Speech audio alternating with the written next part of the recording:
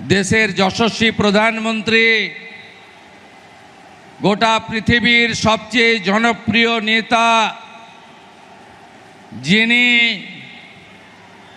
140 কোটি ভারতবাসীর হৃদয়ের অন্তরের আত্মীয়, যিনি নিজেকে প্রধানমন্ত্রী বলেন না, প্রধান সেবক বলেন, উনাকে বাবা তারকনাথের পুণ্যভূমি তারকেশ্বরে পশ্চিমবঙ্গ দিবসে পশ্চিমবঙ্গ সরকারের পক্ষ থেকে আমি প্রণাম, শ্রদ্ধা এবং স্বাগত জানাচ্ছি।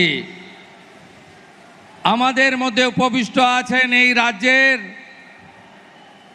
অত্যন্ত লোকপ্রিয় একজন রাষ্ট্রবাদী রাজ্যপাল, আমাদের সরকারের প্রধান পরিচালক সম্মানীয় RN রবিজি এবং জনতা জনার্দন। আজকের এই ঐতিহাসিক দিনে এই তারকেশ্বরের পুণ্যভূমিতে মাননীয় প্রধানমন্ত্রী তার ব্যস্ততম শিডিউলের মধ্যে উপবিষ্ট হয়েছেন, তার কারণ আমি অল্প কথায় নিবেদন করব। মাননীয় প্রধানমন্ত্রীজি উড়িষ্যায় মহামহিম রাষ্ট্রপতিজির সঙ্গে প্রোগ্রাম করে এখানে এসেছেন, তাকে কলকাতা ফিরতে হবে। তিনি আজকে লোক ভবনে থাকবেন। আগামীকাল বিশ্ব যোগা দিবসে বন্দে যোগম কর্মসূচিতে তিনি লক্ষ লক্ষ যোগা অভ্যাসকারীদের সঙ্গে থাকবেন। তাই আমি বিস্তারিত বক্তব্য রাখব না।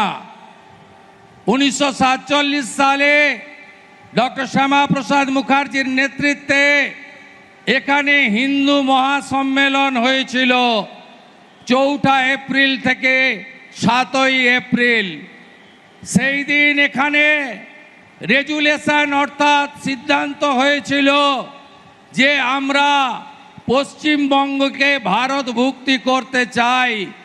আমরা কংগ্রেসের বিভীষিকাময় দেশভাগ, যার যন্ত্রণা এখনো ভারতবর্ষের মানুষ বয়ে নিয়ে চলেছে, আমরা বাঙালি হিন্দু সংখ্যাগরিষ্ঠ এই পশ্চিমবঙ্গ ভারত মাতার আশ্রয়ে আমরা শরণ নিতে চাই, এই সিদ্ধান্ত হয়েছিল।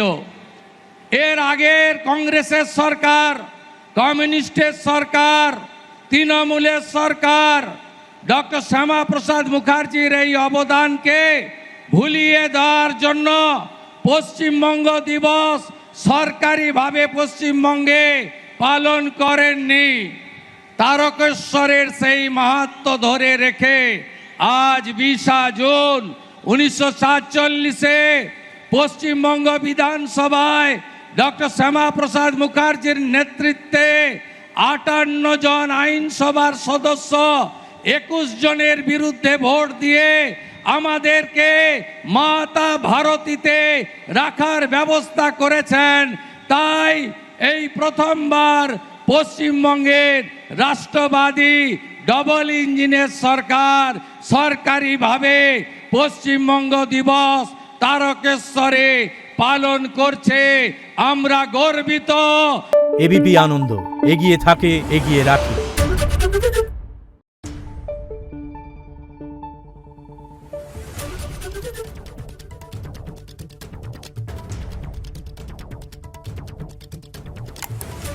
Thank you.